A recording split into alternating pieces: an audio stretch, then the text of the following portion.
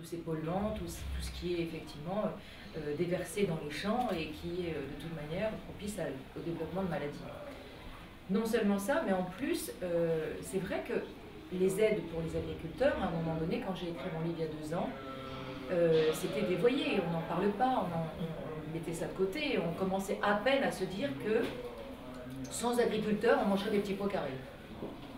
Parce qu'on allait manger des pilules, si on n'avait plus effectivement de gens pour cultiver la terre.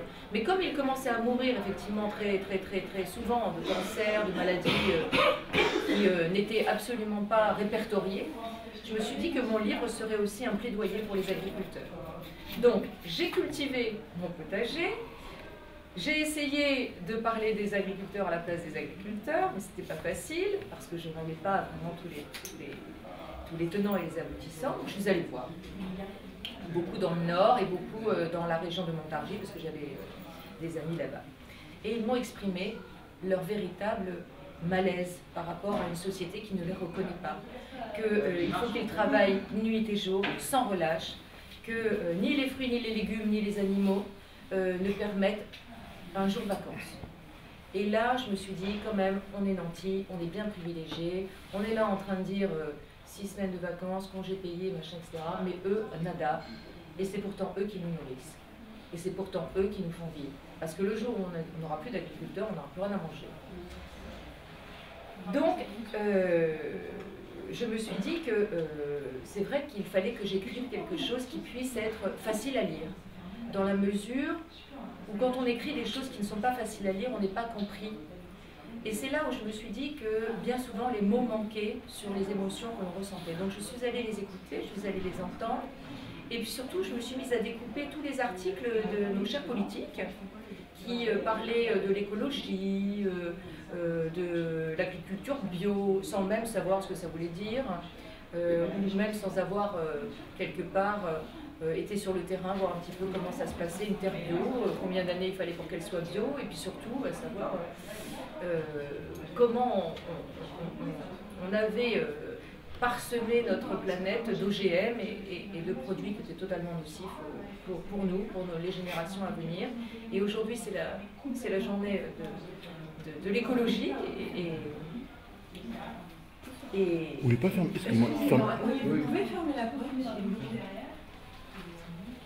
Voilà. Et donc, en fait, sans avoir vraiment l'intention de donner une leçon, c'est vrai que si on peut faire des choses pour la planète, c'est bien de le faire. Parce qu'en fait, nous sommes responsables quelque part de ce que nous allons laisser à nos enfants et petits-enfants et les générations futures. Donc, pour reparler du sujet, j'avais un petit extrait pour vous présenter ma Mariette. Mon roman, c'est l'histoire de Marie et Mariette. Alors, Marie et Mariette sont un petit peu moi, les deux. Marie, c'est une jeune journaliste qui débarque comme ça, un jour de vacances. Elle a décidé, après beaucoup de travail, d'aller en villégiature et elle tombe vraiment dans le trou paumé de la France. Et elle rencontre, alors qu'elle se levait très tôt le matin, Mariette, qui lui offre une salade. Et Mariette, pour lui offrir la salade, va d'abord mettre les mains dans la terre, va enlever la petite terre qui était sur les feuilles de salade, et à la lumière du soleil naissant et à la rosée du matin, va offrir la salade à Marie comme un diamant. Et Marie, cette jeune journaliste, a reçu effectivement le plus beau cadeau de sa vie. C'est une histoire réelle qui m'est arrivée. Elle est encore très émouvante parce que j'ai compris ce jour-là que dans la terre, on pouvait cultiver ensemble le bien vivre et le vivre ensemble. Et que la terre, celle que l'on touche, celle qui nous fait vivre, celle sur laquelle on marche, avait besoin de nous pour juste la sauver ou la respecter. Et donc, je n'avais pas choisi pour ma part le chemin de la facilité. Mais comme ma vie avait toujours été un combat, j'étais bien décidée à continuer. Je savais bien qu'il fallait me démarquer, anticiper, me dépasser, apprendre et explorer tous les champs des possibles.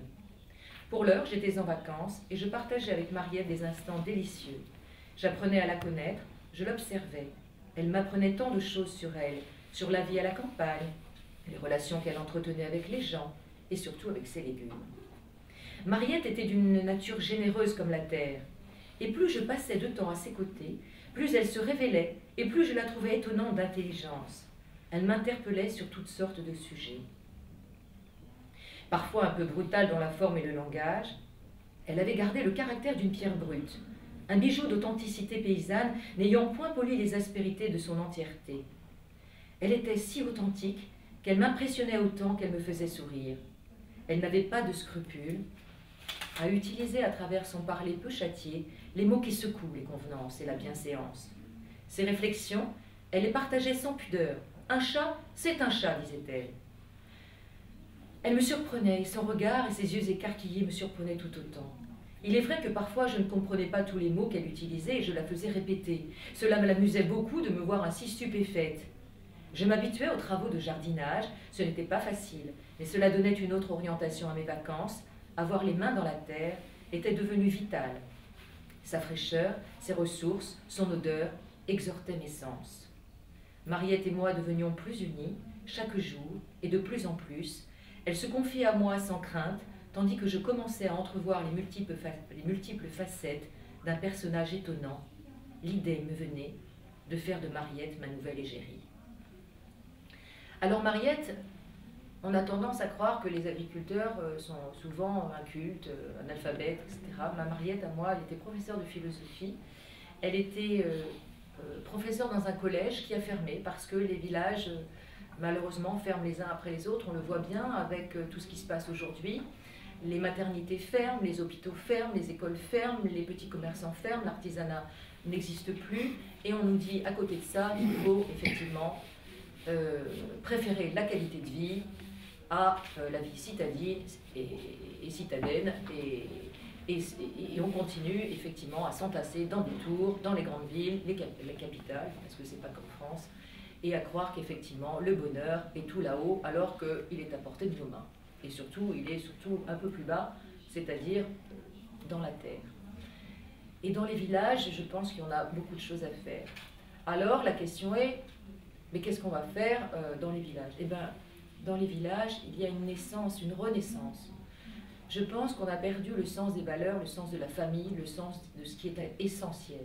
Et dans essentiel, il y a tous les sens. Et donc, j'en viens à mes émotions. En fait, je me suis dit, quelles sont les émotions auxquelles on pense le plus rapidement possible, là, tout de suite? La peur, peur d'être isolé, peur effectivement de ne pas avoir les services que l'on peut avoir à la personne quand on est loin des villes. C'est en ce moment effectivement le débat à l'Assemblée nationale, au Sénat, et les maires justement en parlent au président de la République, donnant des moyens aux petits villages, aux petites villes. La peur, c'est aussi la colère, c'est donc la tristesse. La peur, elle met le corps en alerte, c'est-à-dire qu'elle va exhorter des choses.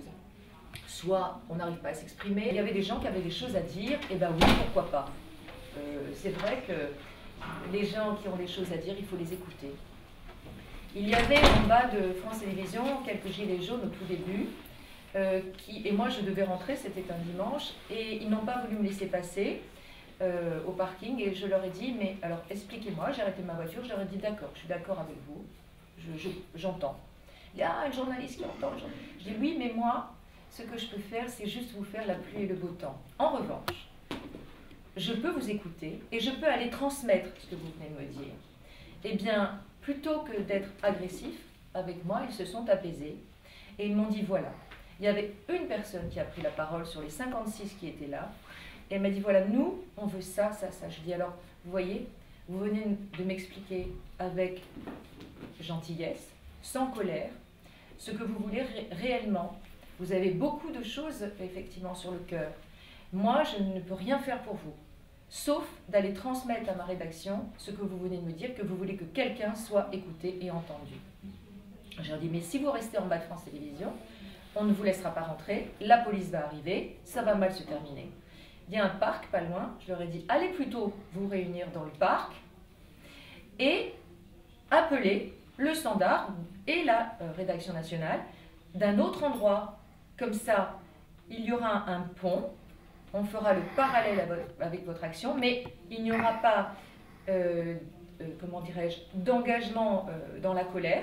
Et en plus, on ne verra pas que vous êtes réunis en bas et que ça peut dégénérer, donc on aura confiance en vous. Et donc ça a marché.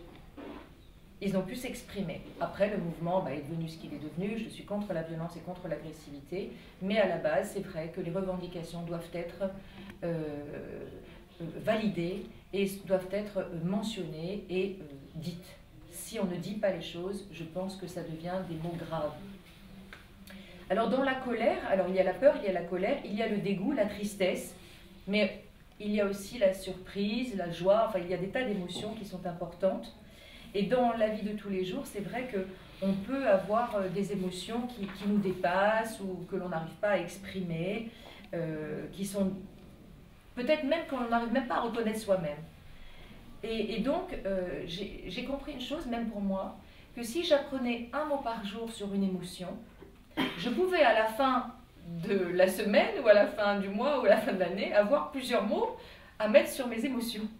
C'est un petit jeu que j'ai commencé à faire et qui m'est apparu comme étant un jeu absolument formidable que j'ai donné effectivement comme code à mes enfants et à tous les enfants qui sont autour de moi, dans la mesure où parfois un conflit, il peut être bénéfique. Par exemple, un conflit parent-enfant.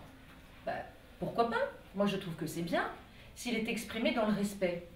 Mais pour exprimer les choses dans le respect, il faut avoir des mots. Et pour avoir des mots, il faut apprendre le vocabulaire. Aujourd'hui, à l'école, on nous donne un minimum de mots, un minimum de clés, et on nivelle un peu vers le bas. Donc, je pense qu'il faudrait essayer soi-même de niveler un petit peu vers le haut, et de dire que il ne faut pas que le vocabulaire soit un obstacle, il faut qu'au contraire, le vocabulaire soit une clé, la clé de voûte à un vivre ensemble meilleur, à une communication, à un langage. Parce que le vrai problème, celui vers lequel on va, c'est la violence. C'est le manque d'expression verbale, puisqu'on n'a pas les mots, donc on ne détient pas les codes.